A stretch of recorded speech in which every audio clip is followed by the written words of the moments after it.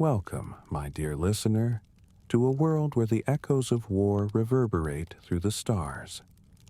Tonight, we venture into the Horus Heresy, a time when the galaxy was torn apart by betrayal, ambition, and the dark allure of chaos.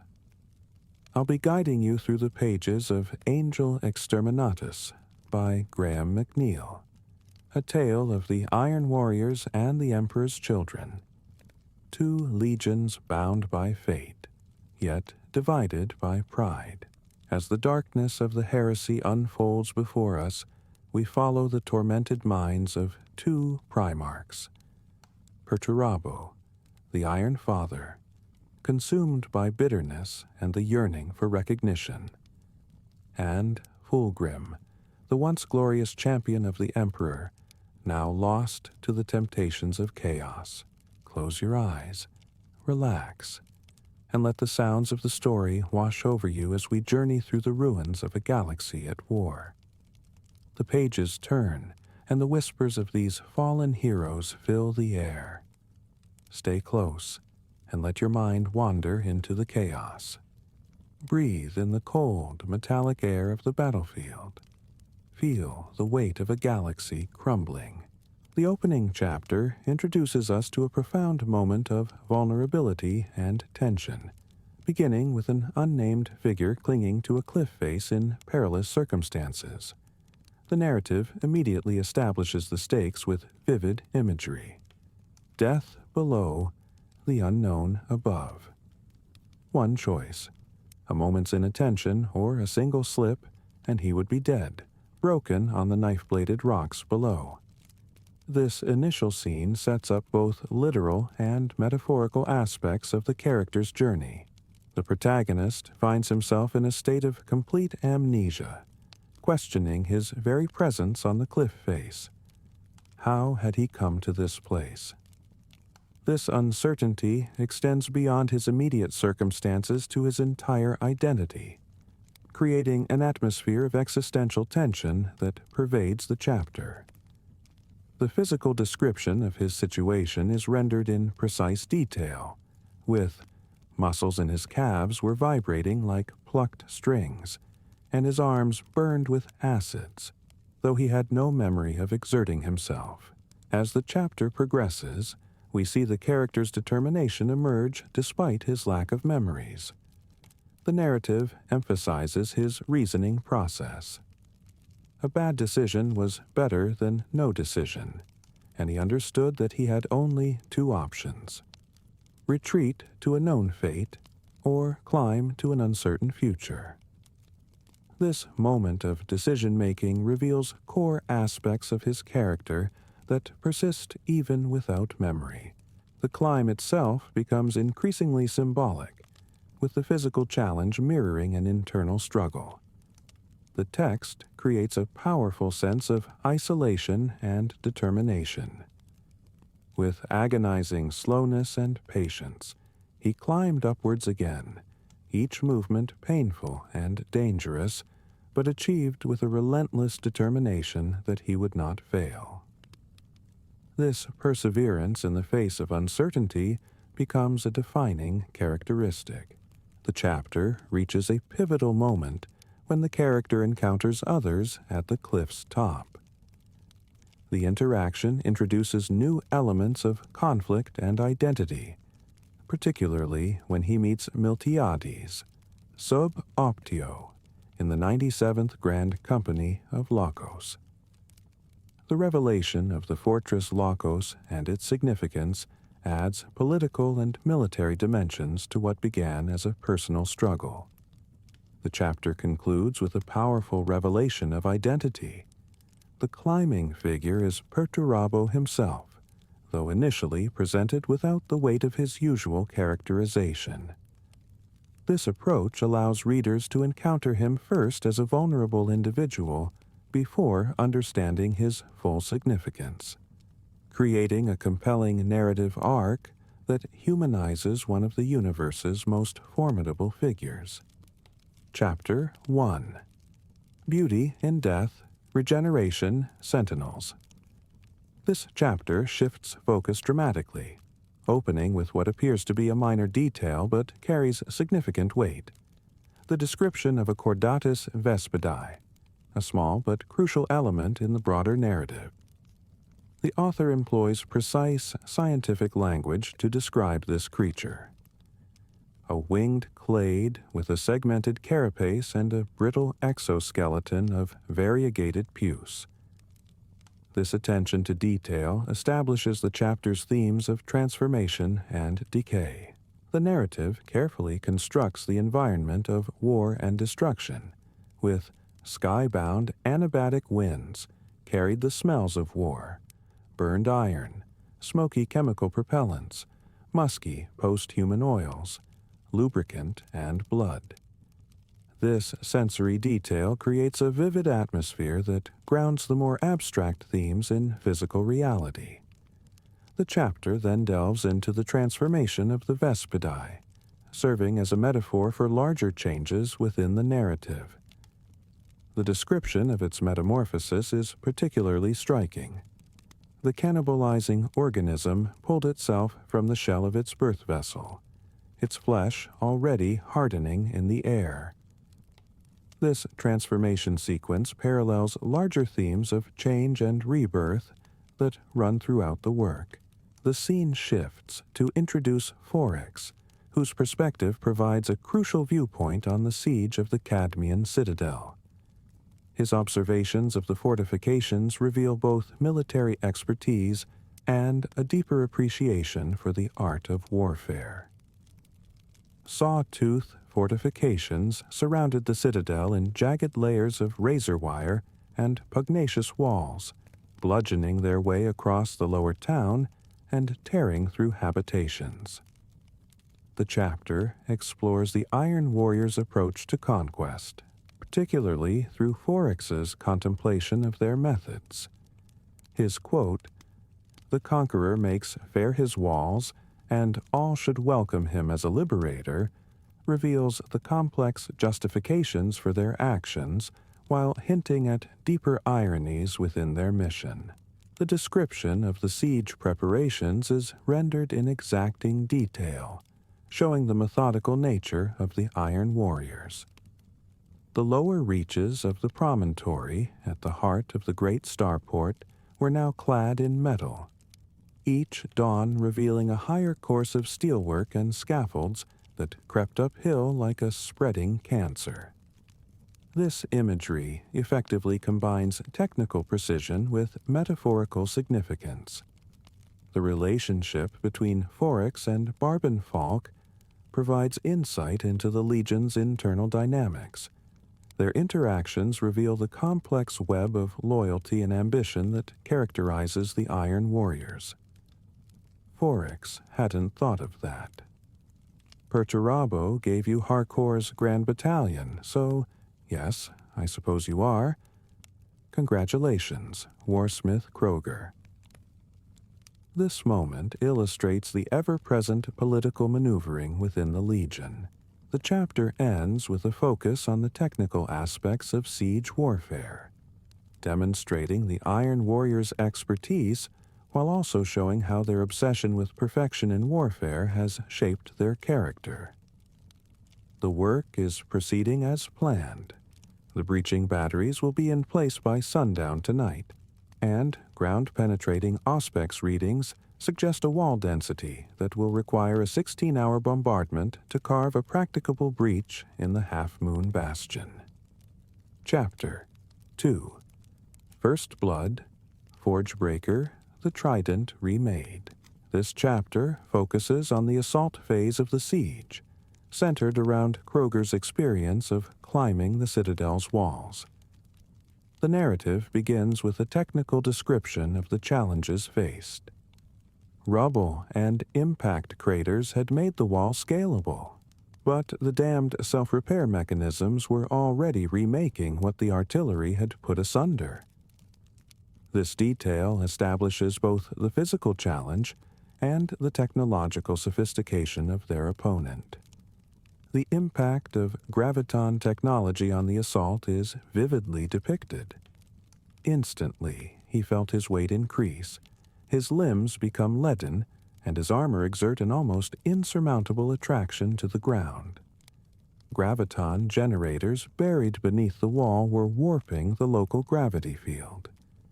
This description effectively conveys both the tactical challenge and the physical experience of the warriors. Kroger's character is developed through his actions and attitudes during the assault. His approach to warfare is distinctly personal and visceral, contrasting with the more calculated methods of other Iron Warriors. Kroger had little taste for the logistical mechanics of a siege, though he was competent enough in their execution.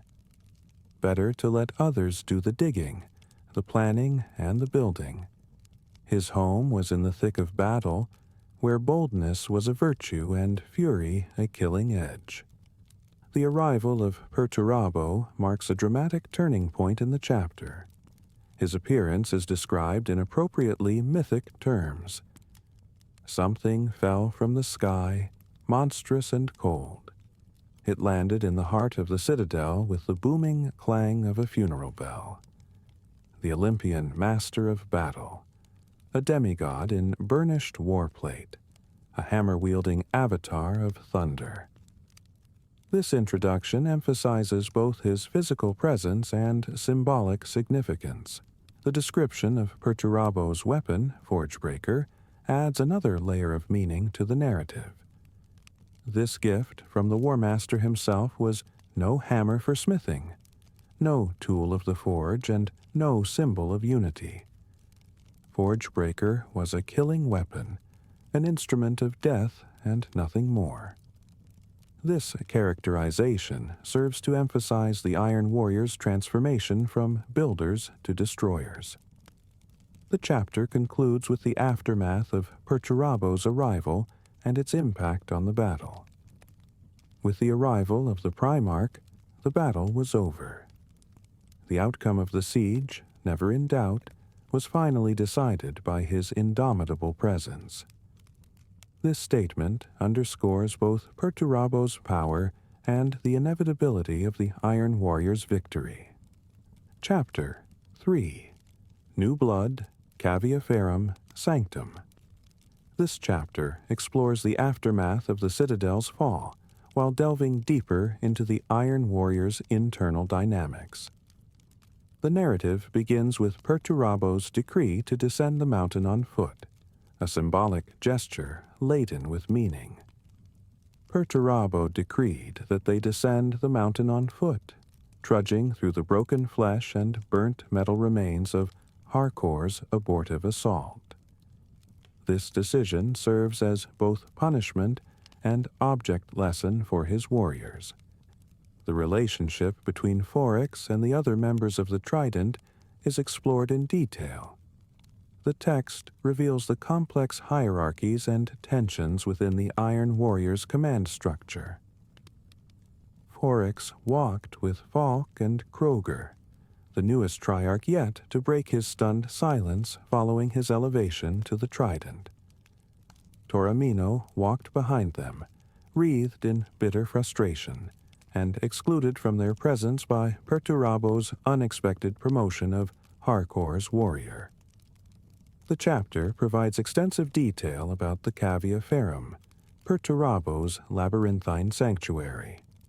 The description emphasizes both its physical complexity and symbolic significance. The walls of the labyrinth were featureless and gray, modularly constructed to be identical and to facilitate its dismantling and storage between war zones. This architectural marvel serves as a metaphor for Perturabo's mind and methods. A significant portion of the chapter focuses on the historical connection between Perturabo and the ancient genius Firenze. The genius of a long-dead gentleman of Firenze, answered Perturabo, emerging from the unfolding shields of the Iron Circle. A bastard son who changed the world with his works. This relationship provides insight into Perturabo's intellectual interests and the sources of his inspiration. The political maneuvering within the Iron Warriors is highlighted through the interactions between the various warsmiths. A particularly telling moment occurs when discussing the Martian campaign. "Mars?" asked Falk, leaning his elbows on the edge of the projection table with an ease that told Forex he should have been brought into the Trident much earlier. These subtle power dynamics reveal the complex web of relationships within the Legion. The narrative transitions to explore the technological aspects of their war-making, particularly in relation to the Mechanicum forces on Mars. The technological cunning of the ancient fortress builders, married to the artfully wrought geography and the courage of the defenders, had kept the Iron Warriors at bay for almost 3 months. This passage demonstrates the respect the Iron Warriors hold for worthy opponents, even as they plan their destruction. Chapter 4. Severed. Carnivalia, Closer Than Brothers.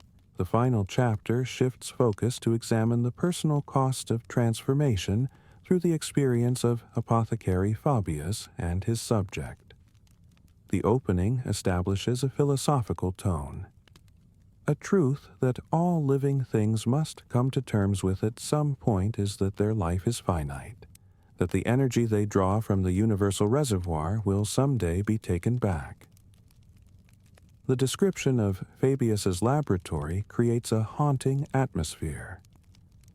His laboratory aboard the Andronicus was a place of wonders and revelation, where the secrets of life and death, and the narrow spaces in between, were laid bare by the slice of his blade and exposed to his towering intellect. This setting serves as both literal location and metaphor for the Iron Warrior's transformation. The chapter explores the relationship between Fabius and Berosus, particularly through their dialogue about life, death, and transformation. "I am alive?" asked Berosus, not yet ready to believe it. "Better," said Karen. "You are a dreadnought." This exchange encapsulates the Legion's complex relationship with mortality and technology.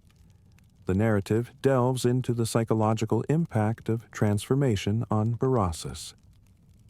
Memories intruded as he floated between life and death, a parade of conquest in service of the Emperor and, latterly, War Master Horus. These recollections serve to bridge the character's past and present while highlighting the broader changes within the Legion. The physical process of transformation is described in visceral detail. Pain tore at his arm as his entire weight fell from the ledge. He bunched his fist as he felt his grip slipping, skin tearing back from the top of his hand. This attention to physical sensation grounds the metaphysical aspects of the transformation in tangible reality. The chapter concludes by exploring the broader implications of the Iron Warrior's transformation. Berosus knew the answer well enough. Piece by piece, inch by inch, the Emperor's wars had worn the proud warriors of the Fourth Legion down to little more than grinding machines bedecked in the blood and mud of the worlds they dragged into compliance. This observation serves as both personal revelation and commentary on the Legion's fall. Throughout these chapters, the narrative weaves together personal experiences with larger themes of transformation, loyalty, and the cost of perfection. The technical precision of the military aspects is balanced with deep psychological insight, creating a rich portrayal of the Iron Warriors' fall from grace. The text maintains a consistent focus on the relationship between individual characters and the broader historical events they inhabit, demonstrating how personal choices and larger forces interact to shape the narrative of the Horus Heresy. The writing style throughout emphasizes both the physical and psychological aspects of warfare, transformation, and loyalty, creating a complex portrait of a legion in the process of fundamental change. The attention to detail in both technical and emotional aspects helps to ground the more fantastic elements of the setting, while maintaining the grim atmosphere characteristic of the Warhammer 40,000 universe. Chapter 9, titled Theogonies 2, opens with a scene of awakening and discovery. The protagonist emerges from a metallic capsule, experiencing consciousness with a mix of confusion and innate knowledge. The chapter begins with the powerful line, "He was alive," and that stark fact alone surprised him. The character finds himself in a cylindrical silver chamber, observing his reflection and noting his impressive physical form. A powerful man with a warm gold-flecked green gaze and features that command respect. After freeing himself from the capsule, he discovers markings that reveal his designation as X, though he soon realizes this represents the number 10 rather than a letter. This discovery prompts questions about potential others like him, suggesting he might be part of something larger than himself. The character emerges into a vast crater, described in vivid detail as 100 kilometers wide at least, deep in the belly of what had once been a colossal mountain of black rock and ice. The environment is harsh and dynamic, with scalding vents of steam and spurts of molten rock, creating an otherworldly landscape. The chapter reaches its climactic moment when the protagonist encounters a massive mechanical worm, leading to an intense battle sequence. The creature is described in elaborate detail as having a ratcheting, segmented body, and a trio of needle-toothed proboscises and multifaceted eyes. Despite being armed only with a crude obsidian blade, the protagonist shows remarkable courage and fighting prowess, though he ultimately fails to defeat the creature. The chapter ends with him following the worm's trail northward, choosing his mission over the temptation to seek out human contact after spotting a caravan in the distance. Chapter 10. No Unkindness shifts focus to introduce a character named Nikona Sherokin, described as a ghost moving through shadows. The chapter explores the concept of wraith slipping, a special ability that allows Sherokin to move undetected. The text notes, Sherokin moved from darkness to darkness, and the shadows opened up to him, welcoming him like a brother. His character is developed through descriptions of his specialized armor, crafted from pieces taken from the dead, and his mastery of stealth learned in the Ravenspire. This chapter delves into Sherokin's background and his connection to Wayland, who helped construct his armor. The narrative reveals the character's isolation and uncertainty regarding his Primarch's fate, illustrated through the line, "The Iron Hands knew their Primarch was dead, and this had annealed their flint hearts into something unbreakable. Sherokin knew nothing of Corax's fate." The chapter provides insight into the broader conflict and the character's role within it, while maintaining an atmosphere of tension and uncertainty. Chapter 11, A Heavy Burden, introduces Kroger and explores his complex relationship with command and warfare. The chapter opens with the powerful image of nearly 2,000 Iron Warriors stood in unmoving ranks before Kroger, and the idea that they were his to command staggered him. Through Kroger's perspective, we learn about the Iron Warriors' history of sacrifice and their bitter relationship with more celebrated spacemarine legions. The narrative explores themes of guilt, duty, and the weight of command through Kroger's interactions with his subordinates, particularly in his conversation with Harcourt.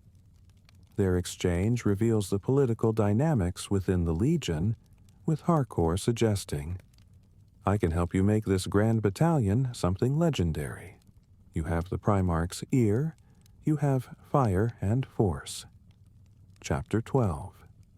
The Palace Besieged delivers an intense siege sequence where Kruger attempts to prove himself against Perturabo in a simulated battle.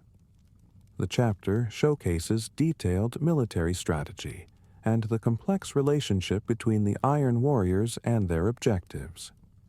The siege is described in vivid detail. Divisions of men and swaggering mobs of Titans were removed almost as soon as they took to the field of battle. Orbital plates saturated the battlefield with earth-shaking bombardments. I'll provide a detailed summary of the chapters from the provided text, which appears to be from a Warhammer 40,000 novel. Let me break down each chapter while incorporating relevant quotes. Chapter 14. Here be monsters, you wounded me, the circle is complete. Opens with a scene aboard a spacecraft where we find Vulbran recovering from some kind of injury or alteration. The chapter immediately establishes tension as Warsmith Foryx stands beside him, showing concern. The scene introduces us to Kadaris Grendel, who had apparently struck Vulbran earlier, leading to a tense exchange where Vulbran states, "I should kill you for that." The chapter reveals that Vulbran had undergone some form of procedure involving a substance called Eidolon, which had affected his memory. This becomes clear when Grendel mentions it, and Braun responds with confusion. "Eidolon?" said Vulbran, as a memory surfaced like a bloated body in water. "I remember smoking something. There was drink too, I think. Something made from tears," he said. The narrative then shifts to explore deeper concerns within the Iron Warriors Legion, particularly regarding rumors of corruption and heretical practices. This is exemplified when Perturabo discusses reports following Istvan V, mentioning wild stories of orgiastic worship of old gods and demons, of sorcery and sacrifice. This revelation shows the growing divide between different factions of Space Marines and hints at the corruption spreading through their ranks. The chapter then transitions to a space battle sequence featuring Barban Falk aboard the Iron Blood. The description of space warfare is particularly vivid, with the narrative describing how here and there patterns formed and dissolved, patterns that looked like faces, eyes, and 1,000 other elements of human features. All random and all illusory, for the warp was a realm of fantasy. The scene aboard the Iron Blood provides insight into the technological and tactical aspects of void warfare in this universe, with detailed descriptions of how ships navigate through the dangerous realm of warp space. We see this through Falk's perspective, as he observes the strange phenomena around his ship, noting how standard practice while traversing warp currents was to keep the oculus sealed off from the immaterial currents raging outside. The chapter continues with a tense confrontation involving multiple ships, including the Sisypheum and another vessel. The tension builds as the ships engage in combat, with detailed descriptions of void warfare tactics and the devastating consequences of their weapons. The narrative effectively captures the scale and danger of space combat in this universe. Chapter 15. Another Way to Fight, Iron Within, Rally to the Captain, shifts the focus to a different aspect of the conflict. The chapter begins with Thematica in the Engineerium, dealing with a critical situation involving the ship's reactors. The technical aspects of maintaining a massive spacecraft are detailed through his perspective. Emergency vents were draining power from the reactors as quickly as they could. He paused by a venting station and watched the ivory numerals on the display click and clack as they spun down like the altimeter of an aircraft in free fall. This chapter delves deeply into the internal workings of both the ships and their crews, showing how the technical aspects of warfare are just as important as the actual combat. The narrative explores how Thematica wrestles with both technical challenges and moral decisions, illustrated when he realizes he can use the ship's own systems as a weapon. Suddenly, Thematica knew how he too could fight the enemy. The battle sequences in this chapter are particularly intense, with detailed descriptions of close-quarters combat aboard the spacecraft. The writing effectively conveys the chaos and violence of warfare in confined spaces, with passages describing how the Iron Circle locked their shields together in a blunt wedge, like the prow of a Legion starship, and leaned into their charge. Chapter 16, The Tower, Fratricide, I Will Command, takes a more introspective turn, focusing on Perturabo's thoughts and memories. The chapter begins with a powerful statement about his relationship with loyal legions. Unlike many of his brothers, Perturabo did not hate the legions that had remained true to the Emperor. They were tools with which their father had carved out his empire, warriors as abused as Perturabo's sons, but too stubborn or too blind to see it. This chapter provides significant character development for Perturabo through flashbacks and his current actions. We see his complex relationship with his father, the Emperor, through remembered conversations and current reflections. A particularly poignant moment comes when he recalls his father's words. "Great is the guilt of an unnecessary war, my son. It stains the soul forever, and is like a cancer that gnaws away all that was once good in a man." I'll provide a detailed narrative summary of each chapter, incorporating key quotes throughout. The text contains chapters 18 to 21 of what appears to be a novel set in the Warhammer 40,000 universe. Chapter 18, titled See It Done, Crone World, City of the Dead, opens with the confrontation between Fabius and Sulaca. Fabius is extracting a gene seed from Sulaca, who is described as being affected by a Zeklos toxin. The scene is brutal and clinical, with Fabius being portrayed as a methodical killer. "You took something that does not belong to you," said Fabius, expertly opening Sulaca's code-locked reductor to remove the gene seed he had taken from Kalaimos. The chapter emphasizes Fabius's detachment and scientific approach to what is essentially murder, showing his character as someone who views others as specimens rather than beings.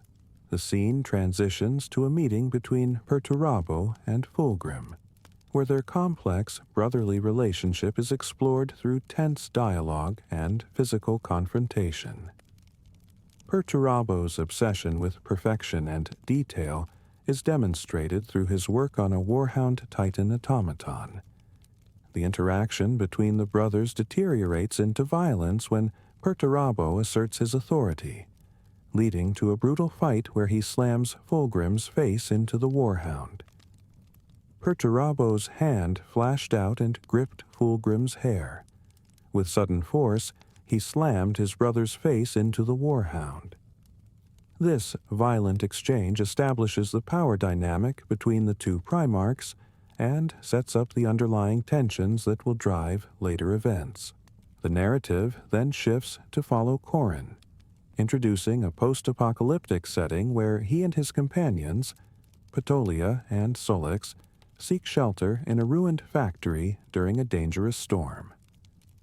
The world is depicted as a harsh, irradiated wasteland where survival is difficult.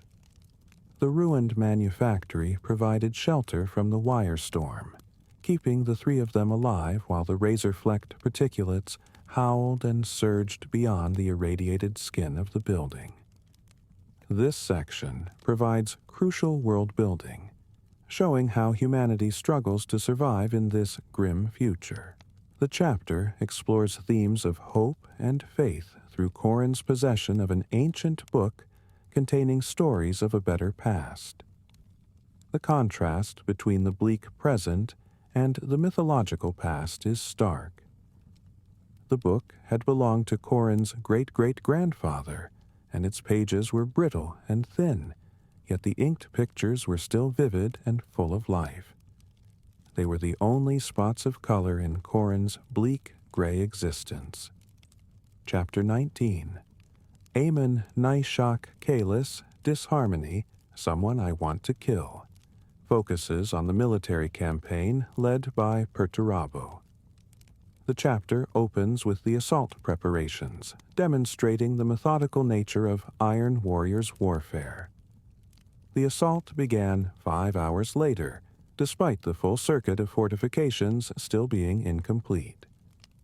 The text provides detailed descriptions of the military forces and their deployment, showing the scale of the operation and the tactical mindset of the Iron Warriors. The chapter describes the immense firepower brought to bear on the target world. Flash-burning lances struck first, igniting the atmosphere to eliminate the frictional drag on the following ordnance. Kinetic mass driver munitions hit next, slamming into the surface of the planet like the hammers of gods. This bombardment scene showcases the devastating capabilities of the spacemarines and their willingness to destroy entire worlds to achieve their objectives. The narrative continues through Chapter 20, titled Isha's Doom, This World is Alive, I Know Labyrinths, which delves deeper into the assault on the mysterious world and its strange sepulchre. The chapter introduces the eerie nature of their target.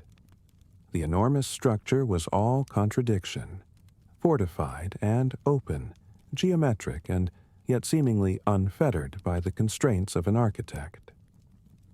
The description of the sepulchre of Isha's doom creates an atmosphere of otherworldly menace and ancient power. The text explores the tension between different factions through conversations between characters like Perturabo, Kroger, and Harkor. Their interactions reveal the complex political and personal dynamics within the Iron Warriors. Harkor watched as Kroger's commandeered rhino raced off to rejoin Perturabo's blade of the trident, thrust at the Citadel's vitals. He found it impossible to keep the sneer from his lips at the thought that he had been displaced from command by a common thug like Kroger. Chapter 21. Fragments of a Greater Whole, Immaterial Mathematics, They Never Were, shifts focus to explore the consequences of earlier events through the perspective of Felix Cassander. This chapter provides a horrifying look at the results of Fabius's experiments. His supra-engineered frame was keeping him alive, despite his fervent desire for death.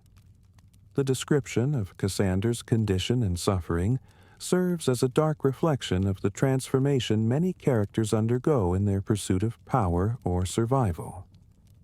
The narrative continues by examining how the experiments affect both body and mind. Cassander's perceptions were becoming ever more erratic, a collage of nightmarish images that belonged in a madman's skull. Torturous experiments, pain-filled lights in his eyes, and the crack of breaking bones as his body was continually reshaped and regrown. This chapter provides some of the most grotesque and disturbing imagery in the text, highlighting the horror elements of the story.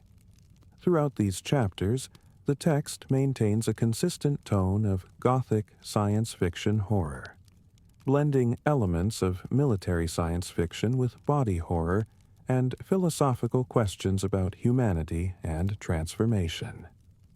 The writing style is dense with detailed descriptions of both action and character introspection, creating a rich tapestry of narrative that explores themes of loyalty, betrayal, transformation, and the costs of power.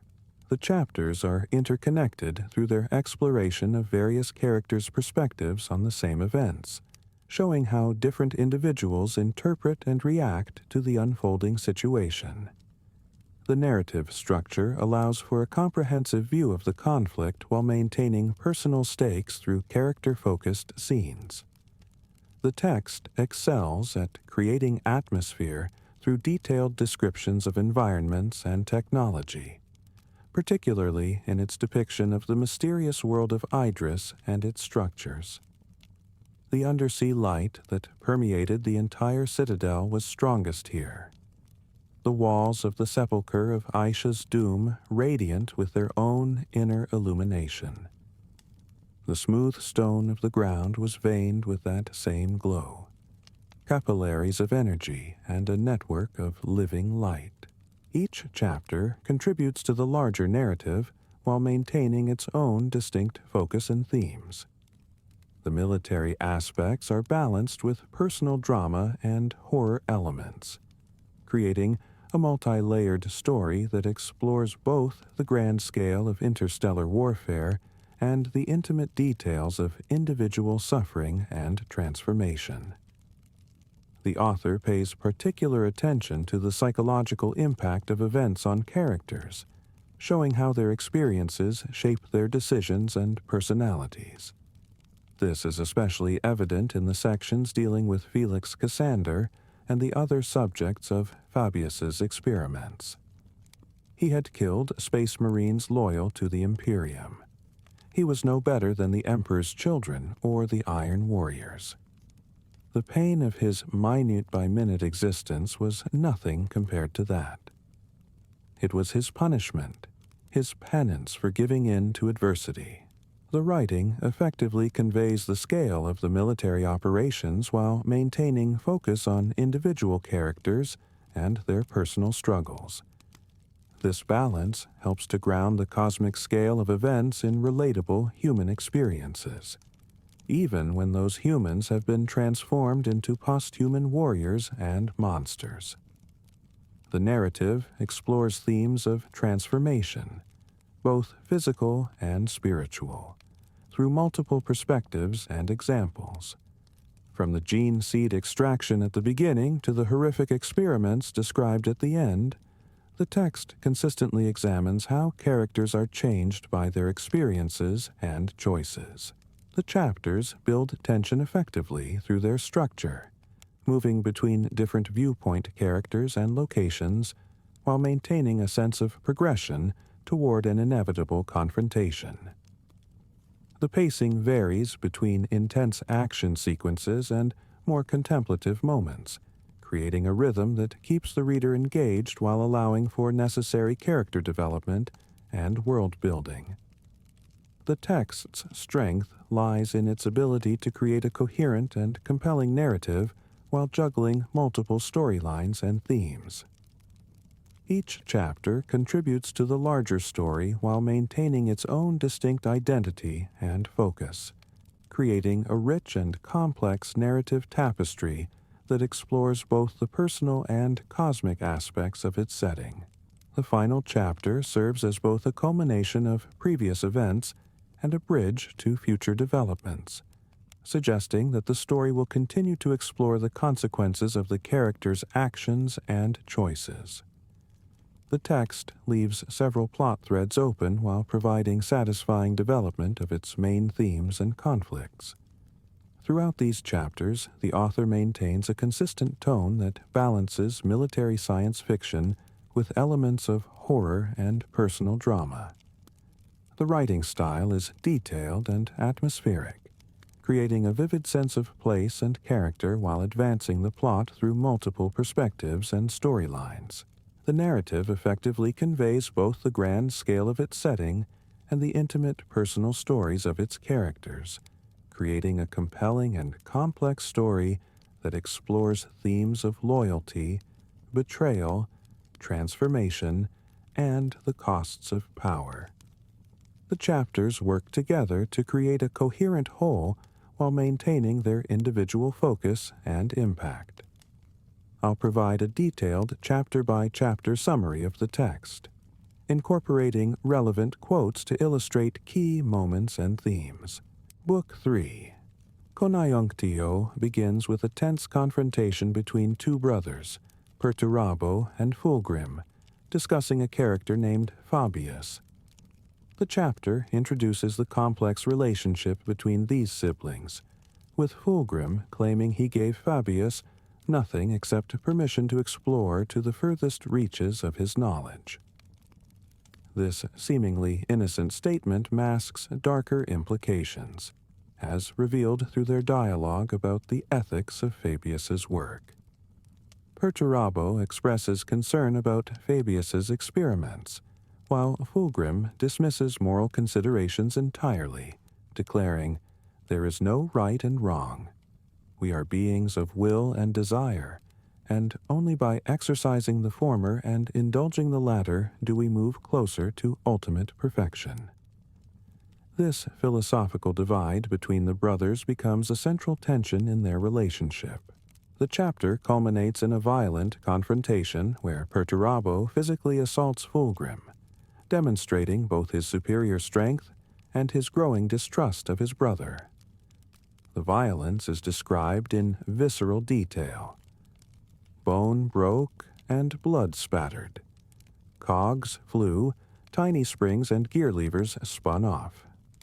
This physical conflict represents the deeper ideological and personal rifts between them. The narrative then shifts to Theogonies 3, which presents a stark contrast in setting. We are introduced to Corin, a character surviving in a post-apocalyptic environment with his companions Patolia and Solix.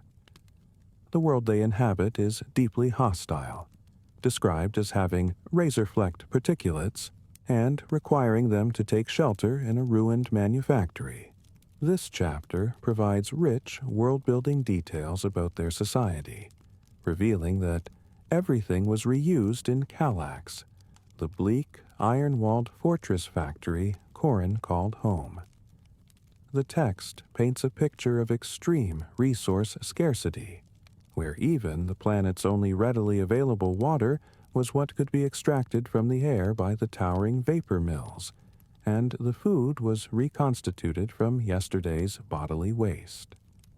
The narrative explores themes of hope and memory through Corin's relationship with an ancient book, described as having belonged to his great-great-grandfather, and its pages were brittle and thin, yet the inked pictures were still vivid and full of life. This book represents a connection to a lost past and serves as a source of color in Corin's bleak, gray existence. The chapter builds tension through the group's dangerous expedition to investigate a mysterious object, culminating in their discovery of what appears to be a supernatural or technological marvel. The description of this discovery is particularly evocative. It was light, a cohering illumination that filled the end of the valley with its brilliant glow. Corin stared at it, trying to pin some kind of form upon it, but all he could see were fleeting images and shapes: eyes, golden wings, 1,000 wheels turning like the heart of the mightiest machine. Chapter 18, titled See It Done, shifts focus to examine Perturabo's character through his methodical approach to his work. The text describes him as someone for whom exacting attention to detail had served Perturabo well in his centuries of life. This chapter delves into the psychological motivations behind his perfectionism, noting that the need to be better, the urge to prove his worth beyond taking the metal to the stone, drives his actions. The chapter provides insight into Perturabo's conflicted relationship with his brother Fulgrim, as he works to repair the Warhound automaton he had earlier destroyed in anger. His actions are described as an act of impulse to destroy the Warhound, one calculated to drive a point home, but impulsive nonetheless. The narrative continues through several more chapters, each building upon the complex relationships and conflicts established earlier. The text explores themes of loyalty, betrayal, technological advancement, and the cost of power through various character perspectives and interweaving plot lines. The tension escalates significantly in the chapters dealing with the assault on Aemon N.I. Shak Kailis, described in extensive detail with flash-burning lances struck first, igniting the atmosphere to eliminate the frictional drag on the following ordnance. Kinetic mass driver munitions hit next, slamming into the surface of the planet like the hammers of gods. Throughout these chapters, the narrative maintains a focus on the psychological toll of warfare and leadership, particularly through Perturabo's perspective. His internal struggles are repeatedly highlighted, such as when he observes that every task was approached as though it might be his last, and this was no different. The final chapters bring together multiple plot threads, culminating in intense confrontations both physical and psychological. The text explores the consequences of earlier decisions and the price of ambition, particularly through the lens of brotherhood and betrayal. This rich narrative weaves together themes of technology, power, loyalty, and the cost of progress, all while maintaining complex character relationships and motivations. The writing style combines detailed action sequences with introspective moments, creating a balanced and engaging story that examines both the external conflicts of war and the internal struggles of its characters. The text maintains a consistent tone throughout, balancing moments of violence and action with philosophical discussions and character development. Each chapter contributes to the larger narrative while maintaining its own distinct focus and themes, creating a cohesive yet varied reading experience. Chapter 19, titled Aemon Nai Shock Kalis, provides a vivid depiction of the military assault on the mysterious world of Idris. The chapter opens with Kroger's column advancing toward the heart of the citadel. Described as moving unopposed, there was little need for caution, for Kroger felt emptiness like a physical absence in his gut. This emptiness becomes a recurring motif throughout the chapter, reflecting both the physical environment and the spiritual void within the characters. The sepulchre of Isha's doom is described in haunting detail as a monumental palace, sprawling and richly ornamented with bulbous morn towers and sweeping ivory-roofed domes. The architecture itself becomes a character, with its facades awash with curling arches and lofty processionals that were at once airy and crafted as if spun from moonbeams. This description emphasizes the alien and otherworldly nature of the structure, while hinting at its deeper significance. The narrative explores the psychological impact of the environment on different characters. For Kroger, the advance through the citadel grated at his nerves. The rasping, unfocused hostility he felt from every lambent green wall was like a weapon aimed at his head. This sensory detail helps establish the oppressive atmosphere while revealing Kroger's growing instability. Meanwhile, Harcourt's character is developed through his interactions with encrypted Vox traffic. The text reveals his aristocratic prejudices when he reflects that Kroger had no nobility to him and possessed little in the way of culture. Harcourt had done his research and knew that Kroger had no blood worth a damn in his lineage. This class tension adds another layer to the already complex relationships within the Iron Warriors. The chapter also delves into the political machinations between characters, particularly through a coded conversation between Harcourt and Toromeno. "You were right," he said, not identifying himself and knowing that only one person would be listening on the other end. His anger is growing beyond his control. This subplot introduces elements of conspiracy and betrayal that will have significant consequences later. Chapter 20. Isha's doom shifts focus to the mysterious nature of the citadel itself. Perturabo's architectural expertise allows him to recognize that The proportions were effortlessly harmonious, its structural elements innately perfect in a way that no amount of training or study could replicate. This observation highlights the supernatural or advanced technological nature of their surroundings, while reinforcing Perturabo's character as someone who appreciates precision and perfection. The chapter introduces the concept of the labyrinth, with Perturabo declaring, "It's a labyrinth, and I know labyrinths." This becomes both a literal and metaphorical challenge, as the characters must navigate not only the physical maze but also the complex web of loyalties and betrayals surrounding them.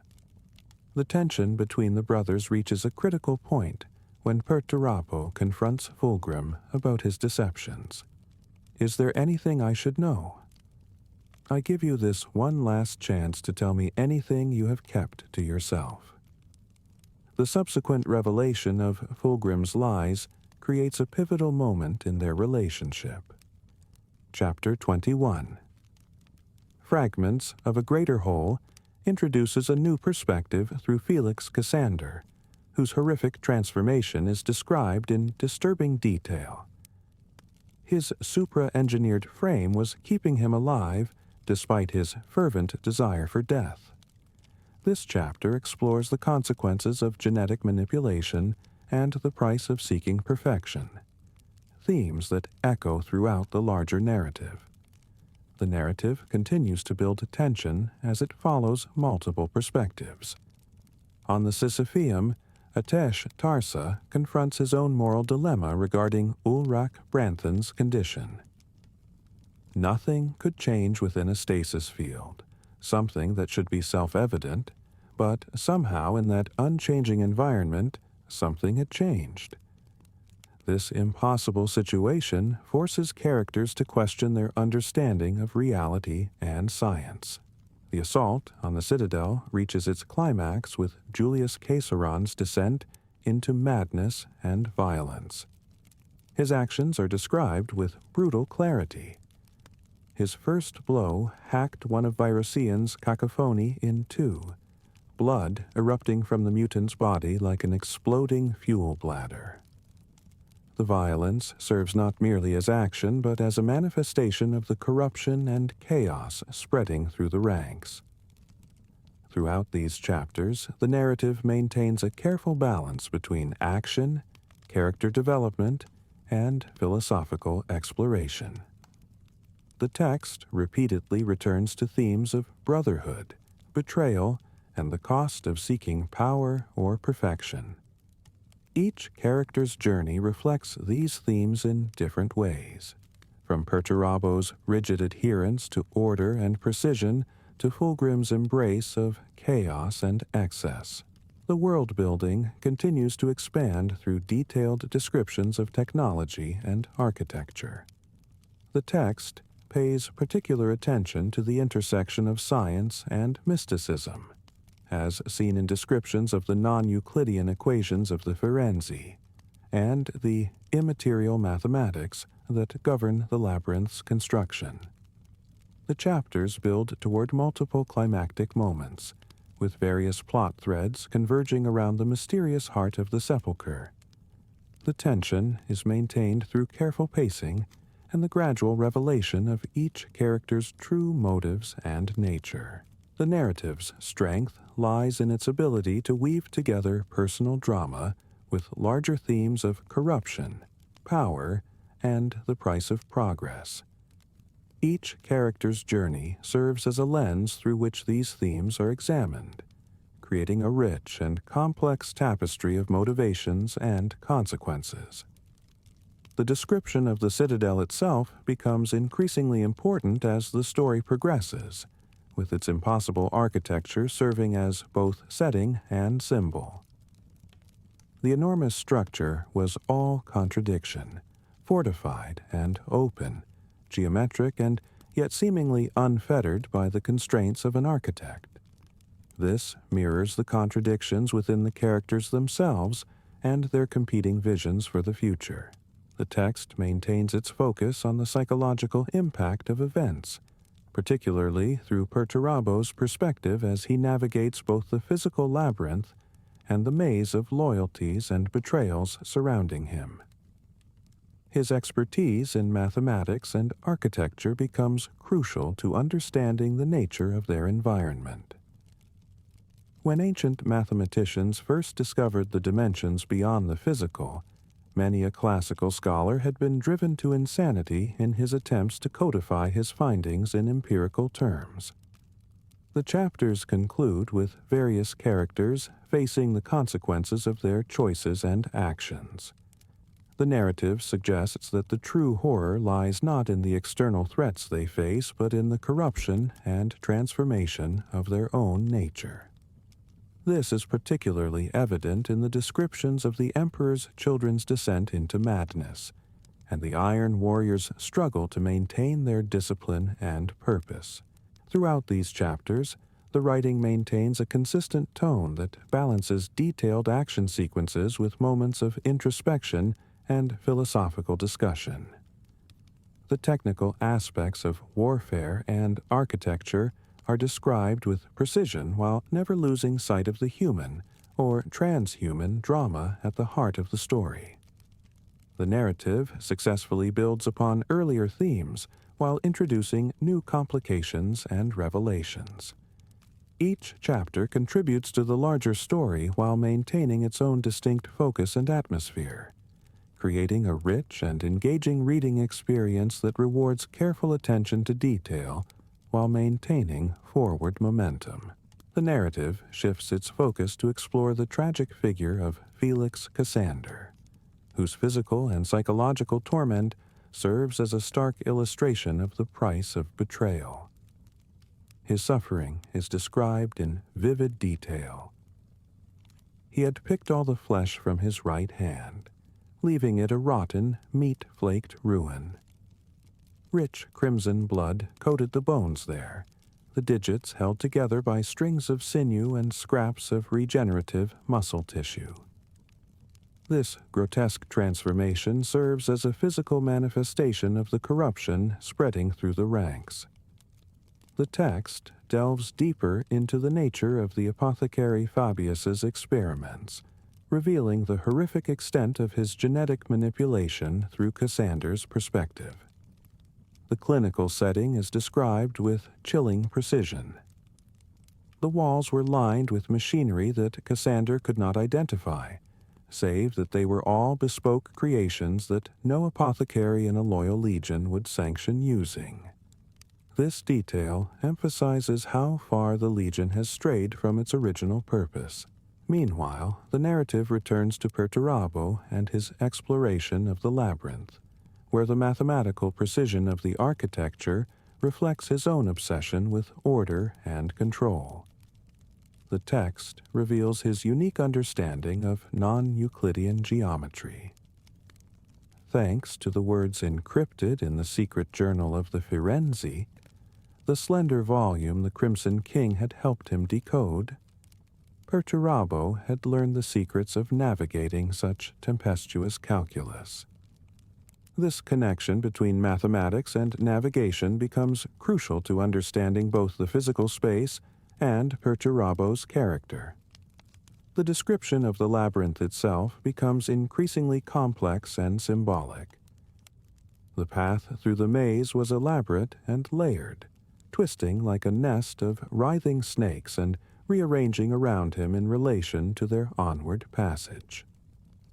This ever-shifting environment serves as a metaphor for the shifting loyalties and uncertain alliances that characterize the broader conflict. The tension between brothers reaches new heights as Perturabo confronts Fulgrim about his deceptions. Their dialogue reveals the deep-seated mistrust that has grown between them. "I knew you were lying to me from the start," he said, "but I held on to a shred of hope that there might be a fraction of truth to what you promised." This moment of confrontation brings their conflicting motivations and philosophies into sharp relief. The narrative then shifts to explore the consequences of the Emperor's children's descent into madness through Julius Caesaron's perspective. His transformation is described in terms that blur the line between ecstasy and horror. The anticipatory pleasure was almost as great as the indulgence, and his altered sight perceived the lines of force and memory that threaded every structure on this planet. This perspective provides insight into the seductive nature of corruption and the way it warps perception and reality. The description of the Iron Warriors' fortification efforts demonstrates their methodical approach to warfare, contrasting sharply with the chaos of their enemies. Few, even among the 4th Legion, knew fortifications like Forix, and even as Perturabo looked over, the final towers were rising at the corners of the emplaced position. This attention to detail and precision serves as a reminder of their original purpose and the virtues they still maintain. The text explores the psychological impact of the environment on different characters, particularly through Forix's growing unease. Despite the bleakness of the landscape, Forix could not escape the feeling of being watched, as though a host of unseen observers were studying him, assessing him, and determining his worth. This sense of being observed adds to the mounting tension and paranoia that permeates the narrative. The relationship between architecture and power becomes increasingly central to the story, as evidenced in the description of the sepulchre. The enormous structure was all contradiction, fortified and open, geometric and yet seemingly unfettered by the constraints of an architect. This description mirrors the contradictions within the characters themselves and their struggle between order and chaos. The narrative continues to build tension through multiple perspectives, weaving together the various plot threads as they converge on the heart of the mysterious structure. Each character's journey becomes both physical and metaphorical, as they navigate not only the labyrinthine architecture, but also their own conflicting loyalties and desires.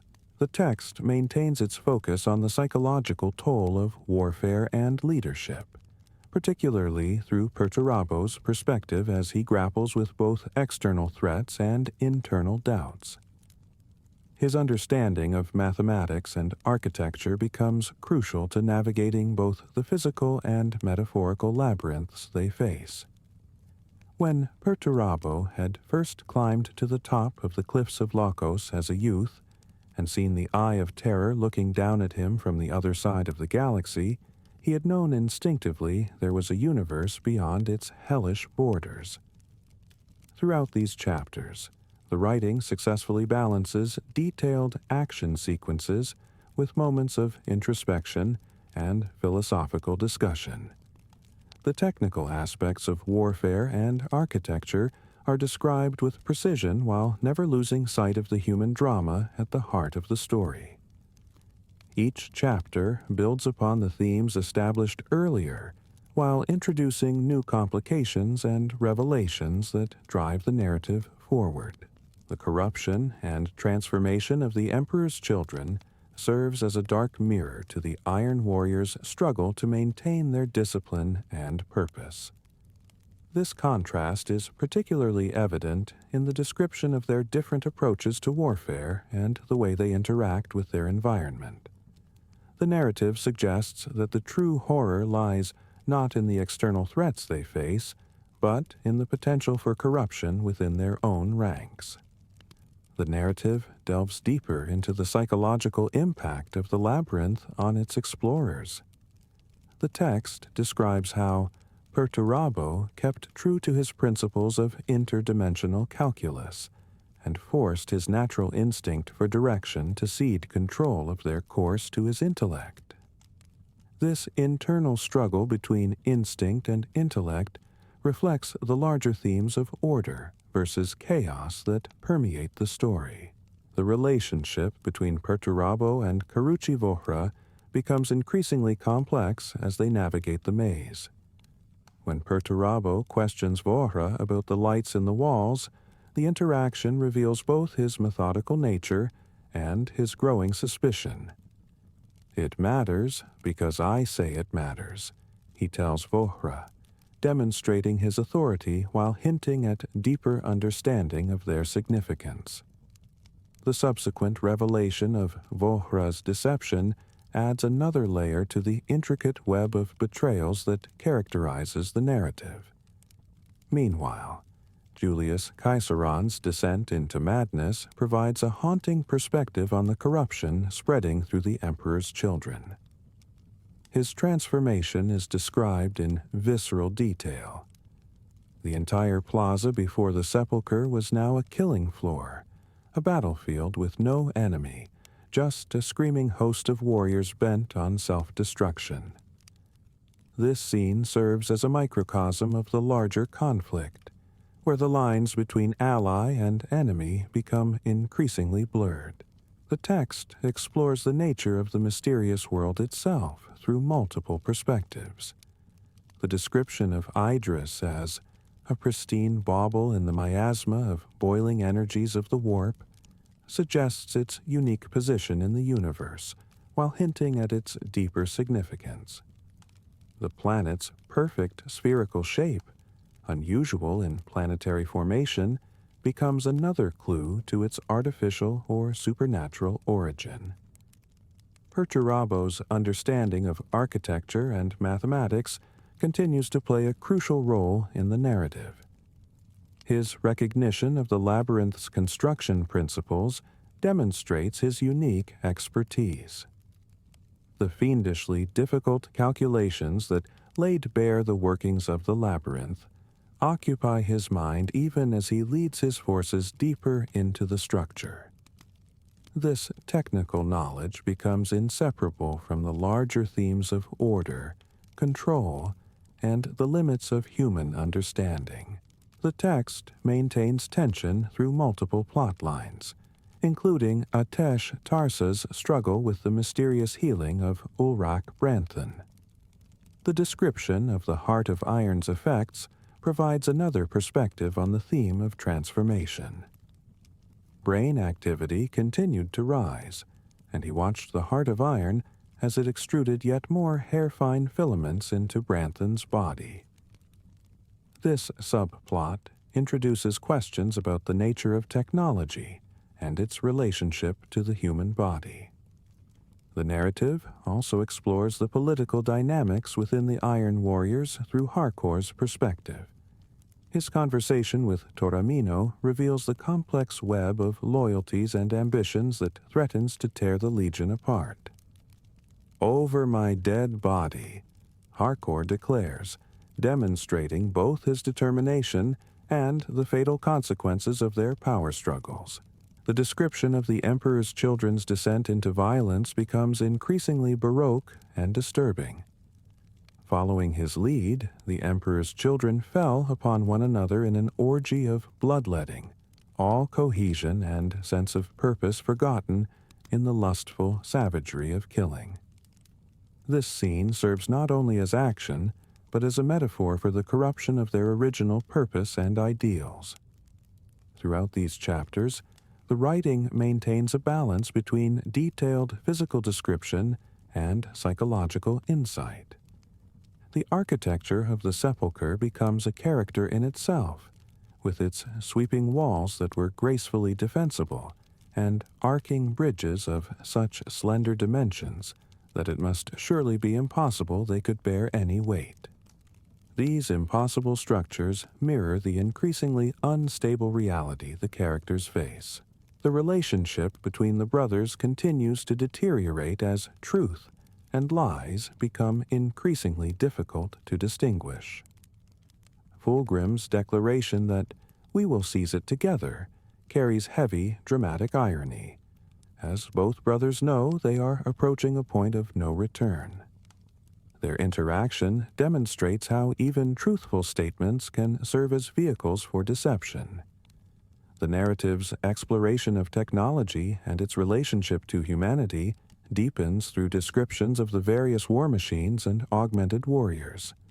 The Pneumachina, described as having organic echo chambers in their necks and chests to enhance the nerve-paralyzing effect of their sonic bellows, represents a fusion of biological and mechanical elements that raises questions about the nature of humanity and progress. Throughout these chapters, the text maintains its focus on the psychological toll of warfare and leadership, while introducing new complications and revelations. Each character's journey becomes both literal and metaphorical, as they navigate the physical and psychological labyrinths they encounter. The writing successfully balances action, character development, and philosophical exploration while maintaining forward momentum in the plot. The narrative reaches a critical point when Perturabo confronts the true nature of the sepulchre. The text describes his realization through the lens of his mathematical understanding. Whatever lay beneath them, the dreams of a dormant god, or a reactivating cache of sentient weapons, Perturabo knew they didn't have much time until it grew powerful enough to actively resist them. This moment demonstrates how his technical expertise allows him to comprehend threats that others might miss entirely. The story explores the concept of betrayal through multiple lenses, particularly in the interaction between Perturabo and Fulgrim after Vora's death. The text captures the weight of this moment. Despite himself, Perturabo could feel his curiosity piqued. Fulgrim had lied and cheated and deceived to bring him this far, but he heard no falsehood in this latest declaration. This complex interaction shows how truth and deception can become intertwined, making it increasingly difficult for characters to trust their own judgment. The narrative then shifts to examine the Iron Warriors' fortification efforts, described with technical precision that reflects their methodical nature. A cordon was established around the sepulchre, and it was immediately apparent that it would need no lengthy siege to breach its walls. It boasted no defenses and no emplaced guns. Its approaches were unmarked by deep ditches, fire pits, minefields, or tearing wires. This description serves both to establish the tactical situation and to highlight the unusual nature of their target. The text delves deeper into the psychological impact of the environment through Forix's perspective. His growing unease is captured in powerful terms. Despite the bleakness of the landscape, Forix could not escape the feeling of being watched, as though a host of unseen observers were studying him, assessing him, and determining his worth. This sensation of being observed becomes a recurring motif that adds to the mounting tension. The transformation of the Emperor's children reaches its horrific culmination in scenes of violence that serve as metaphors for their broader corruption. The text describes Julius Caesaron's actions with disturbing clarity. Following his lead, the Emperor's children fell upon one another in an orgy of bloodletting, all cohesion and sense of purpose forgotten in the lustful savagery of killing. This descent into chaos provides a stark contrast to the Iron Warriors' continued adherence to order and discipline. The narrative explores themes of technology and humanity through the mysterious workings of the Heart of Iron. The description of its effects on Ulrach Branthen raises profound questions about the nature of healing and transformation. Nothing could change within a stasis field, something that should be self-evident, but somehow in that unchanging environment, something had changed. This impossible situation forces characters to confront the limitations of their understanding. The relationship between architecture and power becomes increasingly central as the story progresses. The text describes the sepulchre in terms that blur the line between structure and symbol. The entire structure was like a great sculpture of ice and glass, like a natural accretion of organic crystal that had grown in some dark cave and which, once exposed to the light, had furiously accelerated its growth in new and unexpected ways. This description suggests both the beauty and the danger inherent in their environment. The narrative continues to build tension through multiple perspectives, weaving together various plot threads as they converge on the heart of the mysterious structure. Each character's journey becomes both physical and metaphorical, as they navigate not only the labyrinthine architecture, but also their own conflicting loyalties and desires. The text maintains its focus on the psychological toll of warfare and leadership, particularly through Perturabo's perspective as he grapples with both external threats and internal doubts. His understanding of mathematics and architecture becomes crucial to navigating both the physical and metaphorical labyrinths they face. Throughout these chapters, the writing successfully balances detailed action sequences with moments of introspection and philosophical discussion. The technical aspects of warfare and architecture are described with precision while never losing sight of the human drama at the heart of the story. Each chapter builds upon the themes established earlier, while introducing new complications and revelations that drive the narrative forward. The corruption and transformation of the Emperor's children serves as a dark mirror to the Iron Warriors' struggle to maintain their discipline and purpose. This contrast is particularly evident in the description of their different approaches to warfare and the way they interact with their environment. The narrative suggests that the true horror lies not in the external threats they face, but in the potential for corruption within their own ranks. The narrative reaches its crescendo as the various plot threads converge within the sepulchre. The text explores the consequences of Perturabo's decisions through his internal monologue. Whatever lay at the heart of the sepulchre would be Perturabo's alone. This moment of realization demonstrates how his pursuit of knowledge and power has isolated him, even as he stands surrounded by his warriors. The relationship between Perturabo and Fulgrim undergoes its final transformation in these closing chapters. Their dialogue reveals the depth of their mutual distrust and the inevitability of their conflict. When Fulgrim declares, "Exactly what I promised," the ability to destroy worlds and lay waste to armies, the text captures the hollow nature of his promises and the fundamental disconnect between the brothers' understanding of power and purpose.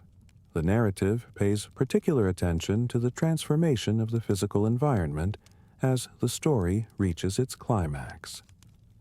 The description of the awakening statues creates a sense of mounting horror. Through the plumes of writhing mist, Foryx saw the surviving crystalline statues throwing off their previous immobility.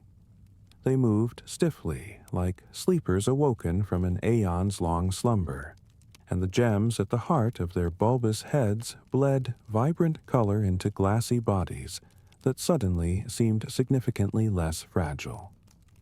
This awakening serves as both literal threat and metaphorical representation of ancient powers stirring to life. The text explores the psychological impact of violence through multiple perspectives, particularly in the description of the Emperor's children's final descent into madness.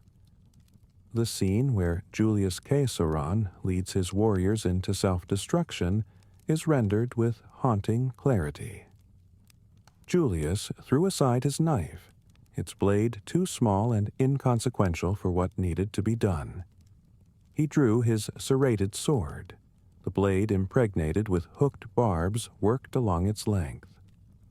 The detailed description of weapons and violence serves to emphasize the horror of their transformation rather than glorify combat.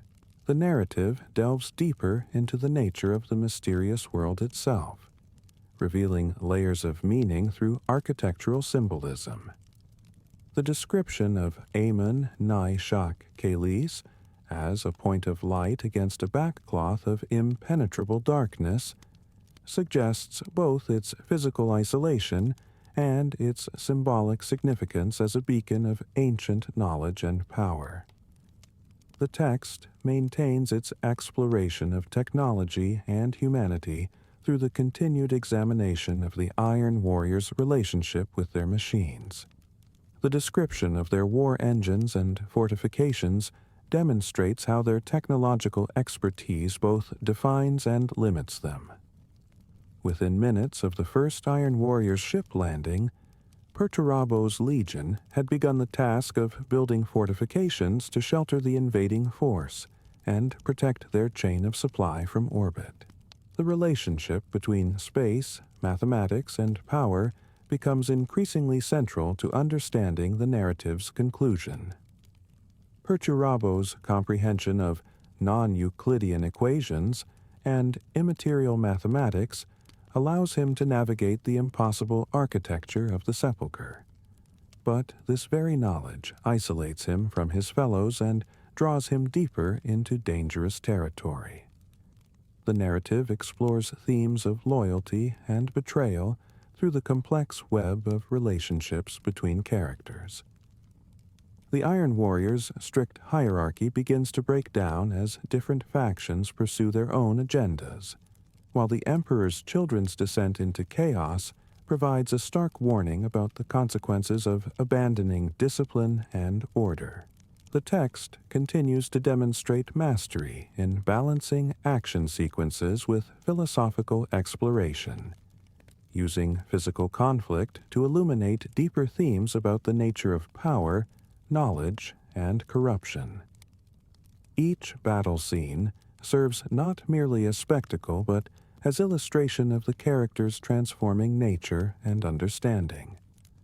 The writing maintains its focus on the psychological impact of events, particularly through Perturabo's perspective as he grapples with the realization that his pursuit of knowledge has led him into territory that challenges his fundamental understanding of reality.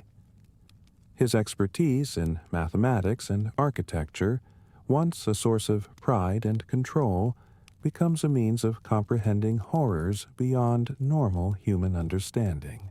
The narrative concludes with powerful imagery that ties together its various themes of transformation, corruption, and the price of knowledge. The description of the awakening power at the heart of Idris demonstrates how the pursuit of power and knowledge can have consequences far beyond what its seekers initially imagine. Throughout these final chapters, the text maintains its complex exploration of themes while driving the narrative toward its conclusion. The writing successfully balances technical detail with emotional impact, creating a story that works both as military science fiction and as a deeper examination of human nature and the costs of ambition. Chapter 26, titled A Common Foe, The Sound of Madness, and No Pleasure, begins with a tense conversation between Fulgrim and Perturabo. The scene opens with Fulgrim pouring wine and reminding Perturabo of how others have scorned him, saying, "Think of all the people who have scorned you. Dorn, the Khan, the Lion. They all look down on you. They all think you and your sons are nothing but diggers." This manipulation reveals Fulgrim's attempt to exploit Perturabo's deep-seated resentments. The chapter explores the complex relationship between these two Primarchs, with Fulgrim offering to help rebuild Olympia using the Maugatar stone. However, Perturabo sees through his brother's deception, as evidenced by the text. Perturabo heard the lie in Fulgrim's words, sensing his brother's fear that this moment might pass unfulfilled. The tension escalates when Perturabo definitively states, "Olympia is dead, Fulgrim. I killed it, and the dead stay dead, no matter what power you think you'll get." The narrative then shifts to dramatic action when Perturabo throws the Maugatar stone into a shaft. This triggers a sequence of events including the appearance of a mechanical golden eagle, described in vivid detail. He saw it was a mechanized eagle, its feathers rendered in shimmering gold, its body a wonder of clockwork automation and lost technologies. This technological marvel becomes a central element in the ensuing battle.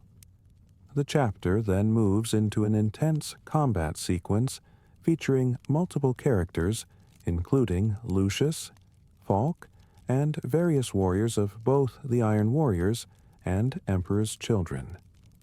The battle descriptions are particularly visceral, as shown in passages like Falk punched clean through the warrior's chest, the power fist obliterating his entire torso and leaving only a gory heap of dismembered body parts in its wake. An important subplot develops around one of the characters named Kroger, who struggles with controlling his violent urges. This internal conflict is beautifully captured in the passage. He could remember nothing of the slaughters that had seen them destroyed, and that complete loss of control shocked him. The Iron Warriors were hard fighters, but they were no screaming berserkers. The chapter effectively illustrates how even these superhuman warriors must battle their inner demons. As the battle continues, we see the emergence of Marius Virosian, who employs sonic weapons against his enemies. The descriptions of his attacks are particularly memorable. He laughed to see such death, hammering his hand down again and again, sending out ripping chords of dissonant frequency blasts. Everywhere he aimed, the ground erupted in fissuring gouges. The final segments of the chapter show various duels and confrontations, including a significant encounter between Lucius and a warrior called Sherokin. Their duel is described with exceptional detail, highlighting both the physical combat and the psychological elements. You cut me before, and I will always treasure that wound. But that's all you're getting, Raven Guard. Moving to Chapter 27, titled Apotheosis, the End of the World, and Into the Black, the narrative takes an even darker turn. The chapter begins with Fulgrim's transformation, described in mesmerizing detail. But it wasn't done, not by a long way. Fulgrim's body exploded under the impact of Perturabo's hammer, and the cry of release was a shrieking birth scream. This transformation sequence is one of the most powerful passages in the text, with vivid descriptions of Fulgrim's metamorphosis. Fulgrim's back arched, and his bones split with gunshot cracks. His flesh, once so perfect, now ran fluid and malleable, his form molding and remolding as though an invisible sculptor pressed and worked him like clay upon a wheel. The chapter explores themes of sacrifice, betrayal, and transcendence. The transformation of Fulgrim is described as an immaculate conception, a creature that was its own mother and father combined. It was the coniunctio, the alchemical union of spirit, soul, and body. This moment represents a pivotal point in the narrative, where the character literally becomes something beyond human. The aftermath of this transformation affects all who witness it, as evidenced by the description. Every eye in the chamber was turned to the light, though it would surely blind them or drive them to madness. Through slitted fingers and shimmering reflections, the survivors of the fighting bore witness to something magnificent and terrible. The chapter then shifts to focus on the escape from the dying world of Idris. The description of the planet's death is particularly powerful. Perturabo stood watching the final death throes of the Eldar crone world.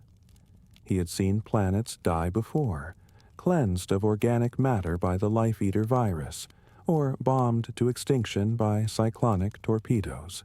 The final portions of the chapter deal with Perturabo's decision to lead his forces into a black hole, showing his determination and perhaps desperation. "Into the black hole?" asked Kroger in horror. "That's suicide." To which Perturabo responds with characteristic insight. "No, my Triarch. Fulgrim promised we would meet again, and I believe him. We are not meant to die here, and there is only one way onwards." The narrative then moves to what appears to be an epilogue, or separate section titled Theogonies 4, which follows Lucius's apparent death and resurrection. This section provides a different perspective on the events and adds layers of complexity to the overall narrative. He was born in fire. Or was that reborn? Lucius felt it on his skin, a killing heat that consumed all before it. The epilogue explores themes of transformation and rebirth, but with a darker twist than Fulgrim's apotheosis. Lucius finds himself in an apothecary's laboratory, witnessing the creation of monstrous creatures. Two monsters of immense proportions fought with their creator and the master of this abode of the damned, Apothecary Fabius.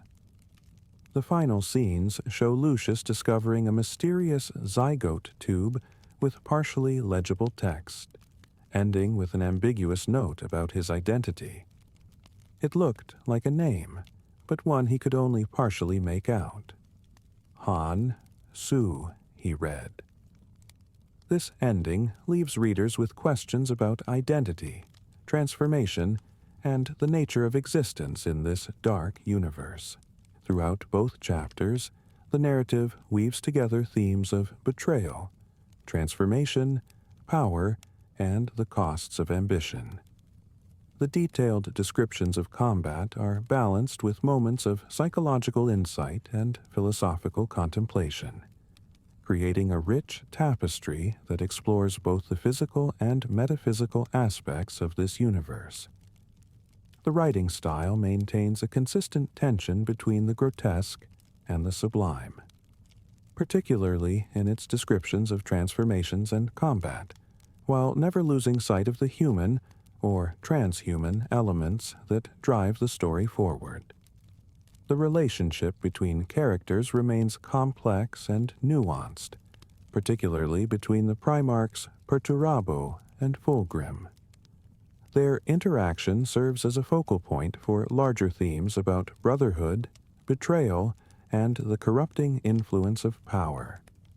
The technical aspects of the narrative, including the descriptions of weapons, vehicles, and combat, are handled with precision while maintaining their dramatic impact. The chapters effectively balance multiple viewpoints and storylines, weaving them together to create a coherent narrative that builds to a dramatic conclusion. The pacing varies between intense action sequences and more contemplative moments, allowing readers to process the significance of events while maintaining engagement with the story. The inclusion of specific technological elements, such as the mechanized eagle and various weapons systems, adds depth to the world building while serving the narrative purposes. These elements are not merely window dressing, but integral parts of the story that influence both plot and character development. Finally, the thematic elements of transformation, both physical and spiritual, are handled with a particular skill. The descriptions of Fulgrim's apotheosis and Lucius's resurrection explore different aspects of change and rebirth, while maintaining the darker undertones that characterize the work as a whole. The writing successfully conveys both the horror and the magnificence of these transformations, creating a complex emotional response in readers. The chapters conclude with several unresolved threads, particularly regarding the fate of the characters as they face the black hole and the mysterious implications of Lucius's discovery in the epilogue. These open endings serve to maintain tension and interest while suggesting larger implications for the ongoing narrative. The use of language throughout both chapters is particularly noteworthy. with careful attention paid to both the grand, sweeping descriptions of cosmic events and the intimate details of personal combat and transformation. The writing style successfully conveys both the physical and psychological aspects of the events described, creating a fully realized and engaging narrative experience. Chapter 26, titled A Common Foe, The Sound of Madness, and No Pleasure, begins with a tense conversation between Fulgrim and Perturabo. The scene opens with Fulgrim pouring wine and reminding Perturabo of how others have scorned him, saying, "Think of all the people who have scorned you. Dorn, the Khan, the Lion, they all look down on you. They all think you and your sons are nothing but diggers." This manipulation reveals Fulgrim's attempt to exploit Perturabo's deep-seated resentments. The chapter explores the complex relationship between these two Primarchs, with Fulgrim offering to help rebuild Olympia using the Mogatar stone. However, Perturabo sees through his brother's deception, as evidenced by the text. Perturabo heard the lie in Fulgrim's words, sensing his brother's fear that this moment might pass unfulfilled. The tension escalates when Perturabo definitively states, "Olympia is dead, Fulgrim. I killed it, and the dead stay dead, no matter what power you think you'll get." The narrative then shifts to dramatic action when Perturabo throws the Mogatar stone into a shaft. This triggers a sequence of events including the appearance of a mechanical golden eagle, described in vivid detail. He saw it was a mechanized eagle, its feathers rendered in shimmering gold, its body a wonder of clockwork automation and lost technologies. This technological marvel becomes a central element in the ensuing battle. The chapter then moves into an intense combat sequence, featuring multiple characters, including Lucius, Falk, and various warriors of both the Iron Warriors and Emperor's Children. The battle descriptions are particularly visceral, as shown in passages like, "Falk punched clean through the warrior's chest, the power fist obliterating his entire torso and leaving only a gory heap of dismembered body parts in its wake." An important subplot develops around one of the characters named Kroger, who struggles with controlling his violent urges. This internal conflict is beautifully captured in the passage. He could remember nothing of the slaughters that had seen them destroyed, and that complete loss of control shocked him. The Iron Warriors were hard fighters, but they were no screaming berserkers. The chapter effectively illustrates how even these superhuman warriors must battle their inner demons.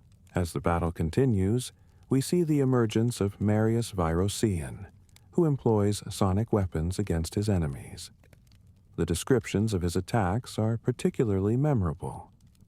He laughed to see such death, hammering his hand down again and again, sending out ripping chords of dissonant frequency blasts. Everywhere he aimed, the ground erupted in fissuring gouges. The final segments of the chapter show various duels and confrontations, including a significant encounter between Lucius and a warrior called Sherokin. Their duel is described with exceptional detail, highlighting both the physical combat and the psychological elements. "You cut me before, and I will always treasure that wound. But that's all you're getting, Raven Guard." Moving to Chapter 27, titled Apotheosis, the End of the World, and Into the Black, the narrative takes an even darker turn. The chapter begins with Fulgrim's transformation, described in mesmerizing detail. But it wasn't done, not by a long way. Fulgrim's body exploded under the impact of Perturabo's hammer, and the cry of release was a shrieking birth scream. This transformation sequence is one of the most powerful passages in the text, with vivid descriptions of Fulgrim's metamorphosis. Fulgrim's back arched, and his bones split with gunshot cracks. His flesh, once so perfect, now ran fluid and malleable, his form molding and remolding as though an invisible sculptor pressed and worked him like clay upon a wheel. The chapter explores themes of sacrifice, betrayal, and transcendence. The transformation of Fulgrim is described as an immaculate conception, a creature that was its own mother and father combined. It was the conjunctio, the alchemical union of spirit, souls, and body. This moment represents a pivotal point in the narrative, where the character literally becomes something beyond human. The aftermath of this transformation affects all who witness it, as evidenced by the description. Every eye in the chamber was turned to the light, though it would surely blind them or drive them to madness. Through slitted fingers and shimmering reflections, the survivors of the fighting bore witness to something magnificent and terrible. The chapter then shifts to focus on the escape from the dying world of Adris. The description of the planet's death is particularly powerful. Perturabo stood watching the final death throes of the Eldar crone world. He had seen planets die before, cleansed of organic matter by the Life Eater virus, or bombed to extinction by cyclonic torpedoes. The final portions of the chapter deal with Perturabo's decision to lead his forces into a black hole, showing his determination and perhaps desperation. "Into the black hole?" asked Kruger in horror. "That's suicide." To which Perturabo responds with characteristic insight. "No, my Triarch. Fulgrim promised we would meet again, and I believe him. We are not meant to die here, and there is only one way onwards." The narrative then moves to what appears to be an epilogue or separate section titled Theogonies 4, which follows Lucius's apparent death and resurrection. This section provides a different perspective on the events and adds layers of complexity to the overall narrative. He was born in fire, or was that reborn? Lucius felt it on his skin, a killing heat that consumed all before it. The epilogue explores themes of transformation and rebirth, but with a darker twist than Fulgrim's apotheosis. Lucius finds himself in an apothecary's laboratory, witnessing the creation of monstrous creatures. Two monsters of immense proportions fought with their creator and the master of this abode of the damned, Apothecary Fabius. The final scenes show Lucius discovering a mysterious zygote tube with partially legible text, ending with an ambiguous note about his identity. It looked like a name, but one he could only partially make out. Hun. Su, he read. This ending leaves readers with questions about identity, transformation, and the nature of existence in this dark universe. Throughout both chapters, the narrative weaves together themes of betrayal, transformation, power, and the costs of ambition. The detailed descriptions of combat are balanced with moments of psychological insight and philosophical contemplation, creating a rich tapestry that explores both the physical and metaphysical aspects of this universe.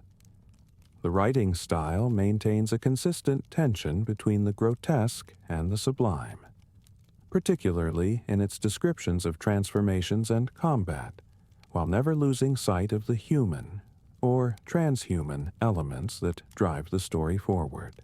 The relationship between characters remains complex and nuanced, particularly between the Primarchs Perturabo and Fulgrim. Their interaction serves as a focal point for larger themes about brotherhood, betrayal, and the corrupting influence of power. The technical aspects of the narrative, including the descriptions of weapons, vehicles, and combat, are handled with precision while maintaining their dramatic impact. The chapters effectively balance multiple viewpoints and storylines, weaving them together to create a coherent narrative that builds to a dramatic conclusion. The pacing varies between intense action sequences and more contemplative moments, allowing readers to process the significance of events while maintaining engagement with the story. The inclusion of specific technological elements, such as the mechanized eagle and various weapons systems, adds depth to the world building while serving the narrative purposes. These elements are not merely window dressing, but integral parts of the story that influence both plot and character development. Finally, the thematic elements of transformation, both physical and spiritual, are handled with particular skill. The descriptions of Fulgrim's apotheosis and Lucius's resurrection explore different aspects of change and rebirth, while maintaining the darker undertones that characterize the work as a whole. The writing successfully conveys both the horror and the magnificence of these transformations, creating a complex emotional response in readers. And there we have it, fellow servants of the Emperor. The incredible tale of Fulgrim and Perturabo's fateful meeting in the depths of an Eldar tomb world. I don't know about you, but the description of Fulgrim's transformation into that serpentine being of pure chaos energy still sends shivers down my spine. The way the author describes his flesh becoming fluid and malleable. And poor Perturabo, always the builder, the siege master, forced to watch his brothers fall into darkness. Whispered. If you enjoyed this deep dive into Angel Exterminatus, please consider subscribing to the channel. Until next time, battle brothers and sisters, may the Emperor protect your dreams. And remember, even in darkness there is light in the wisdom of the ancients. This is Librarian Theodorum, signing off.